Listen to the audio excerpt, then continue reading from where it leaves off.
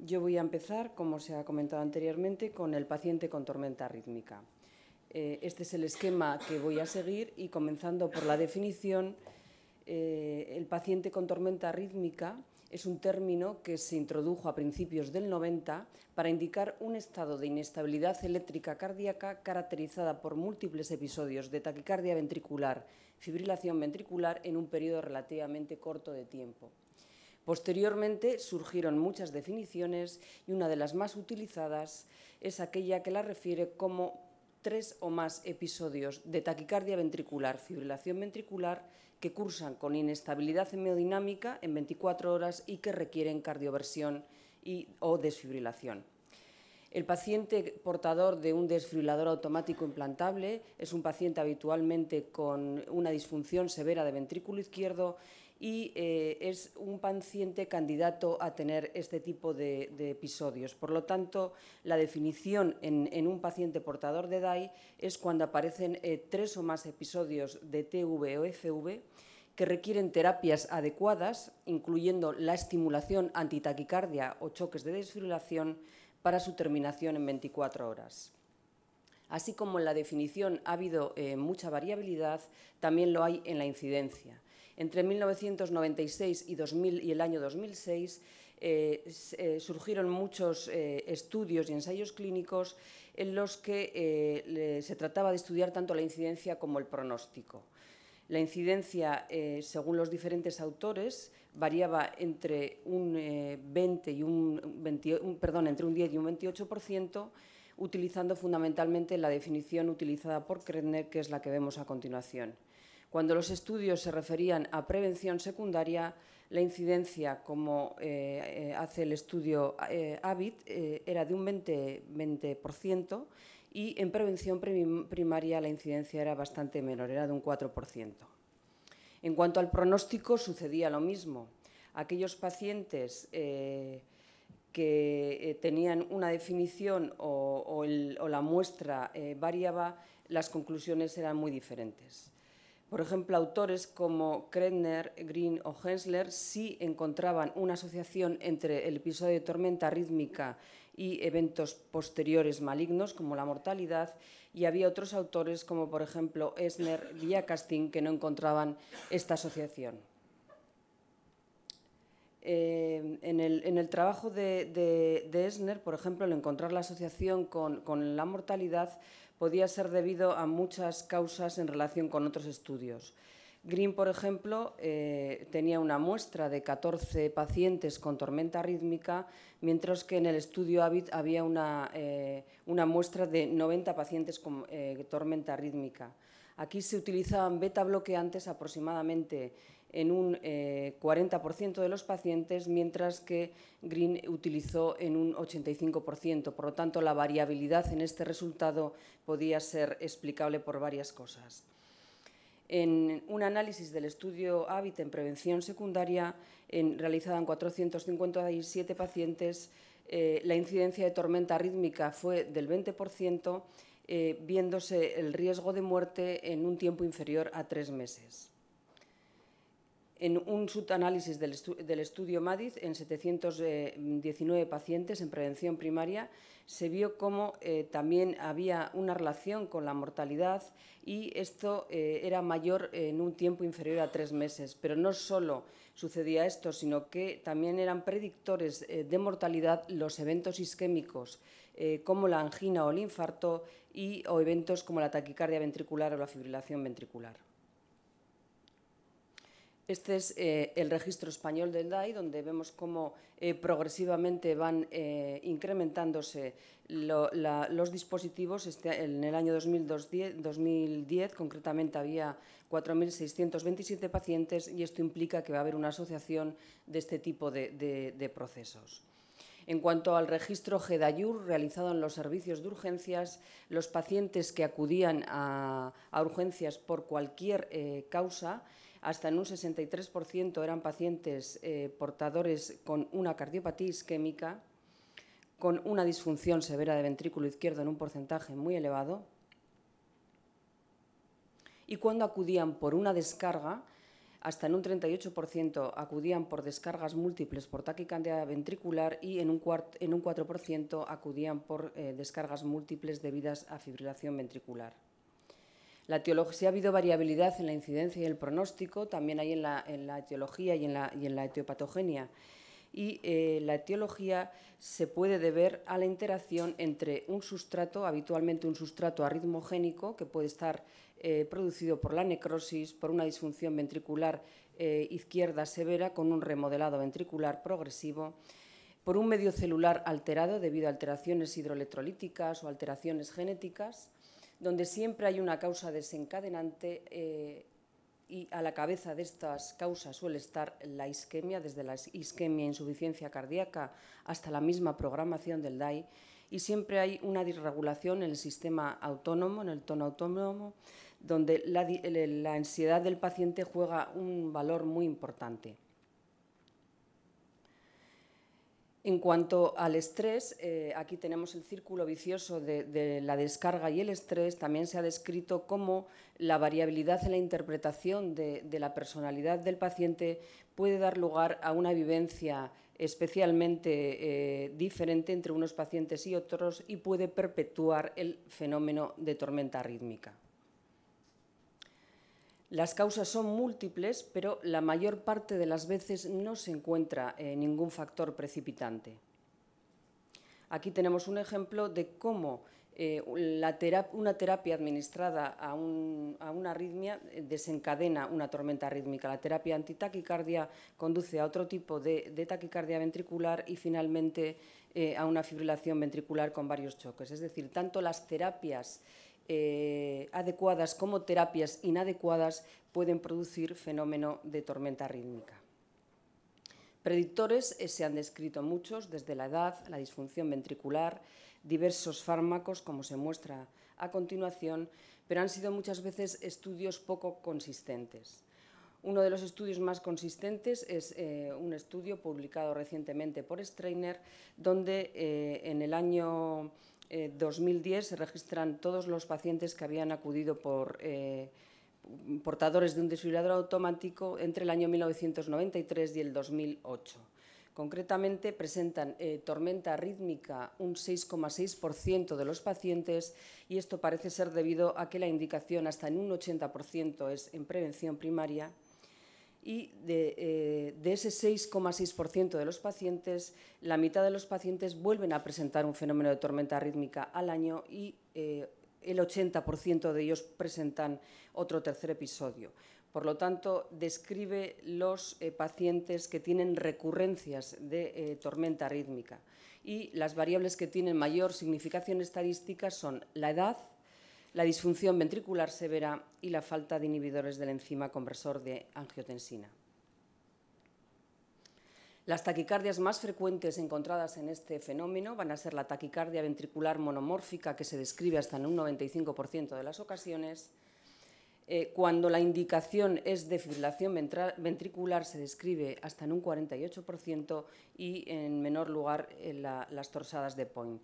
Pero la consecuencia clínica más importante de la tormenta rítmica es la hospitalización, que hasta en un 80% de los pacientes van a tener una disminución de la calidad de vida por hospitalización.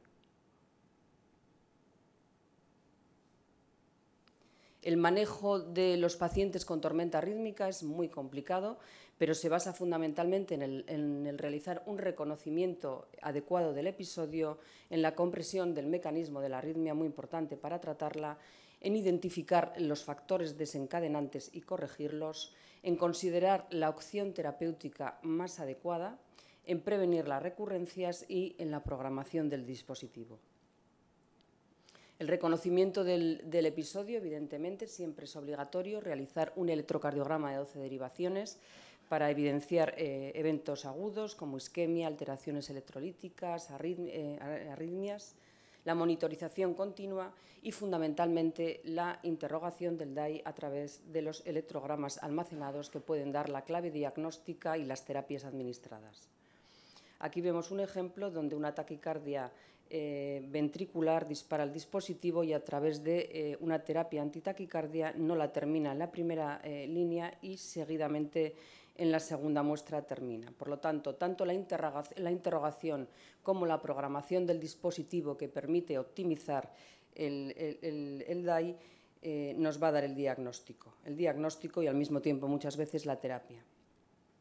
El mecanismo de la arritmia, cuando se conoce, facilita el tratamiento. Si es una macro o micro reentrada por una necrosis de infarto o un incremento del automatismo, o hay alteraciones genéticas o incluso fármacos, iatrogenia.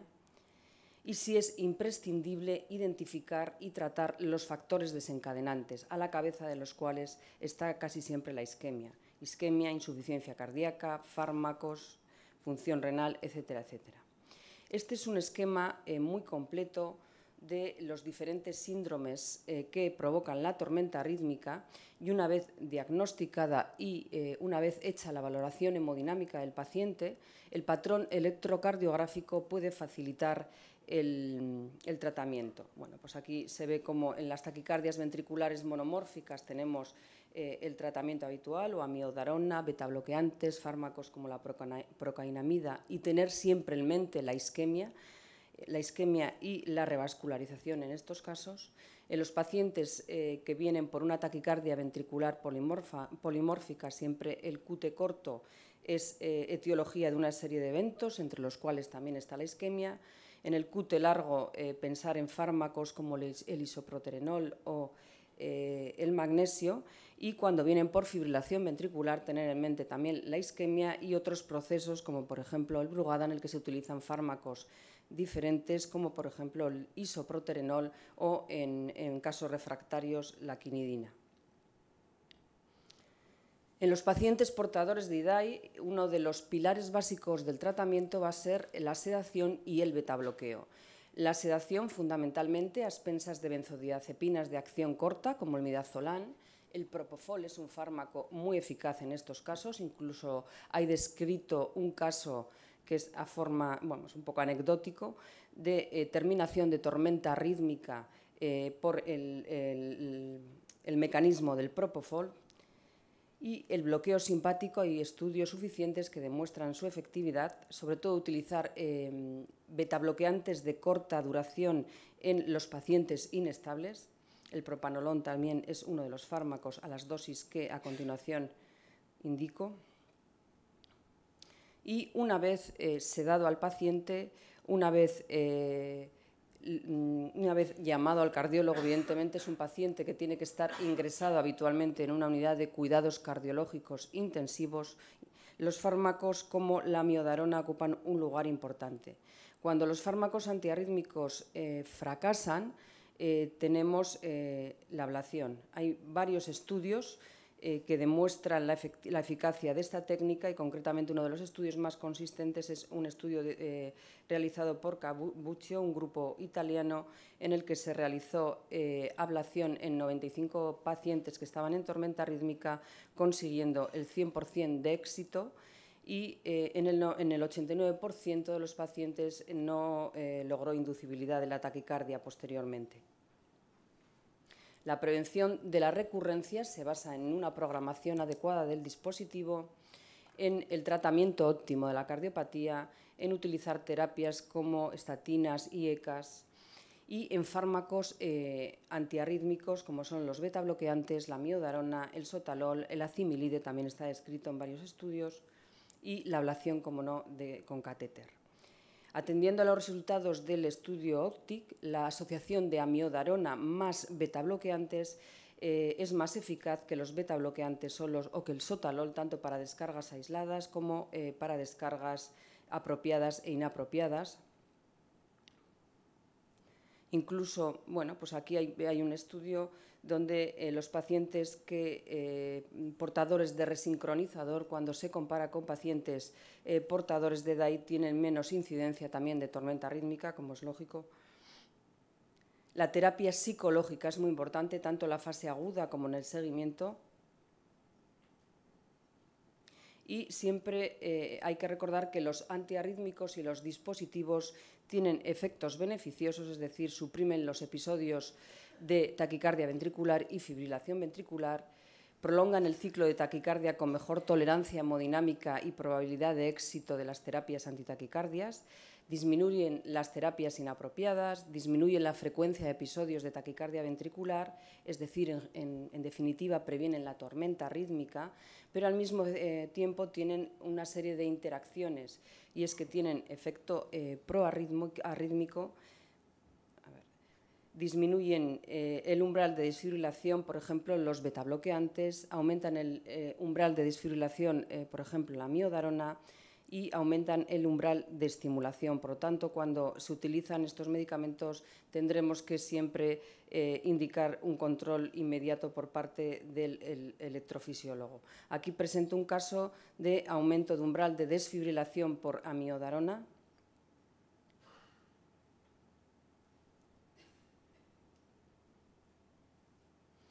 Y para concluir, decir que la tormenta rítmica es un proceso de gran variabilidad en su definición.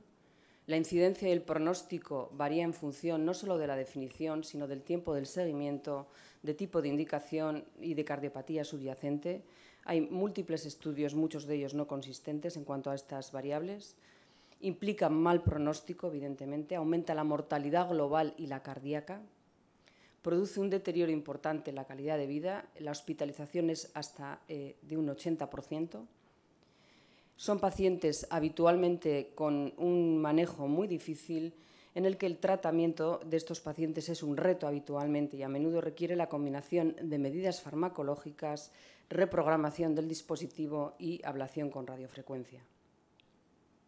Y aquí presento el efecto de la tormenta que hubo en el glaciar Perito Moreno, con la lesión producida y las graves consecuencias que finalmente tuvo, que fue la fragmentación de uno de los trozos del glaciar.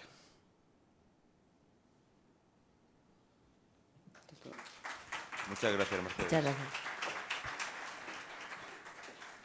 Damos paso ahora a nuestra querida amiga y gran urgencióloga, la doctora Coral Suero, que va a hacer una exposición sobre lo que debe saber el médico de urgencias sobre el DAI. Cuando quiera. Buenos días. Un momentito.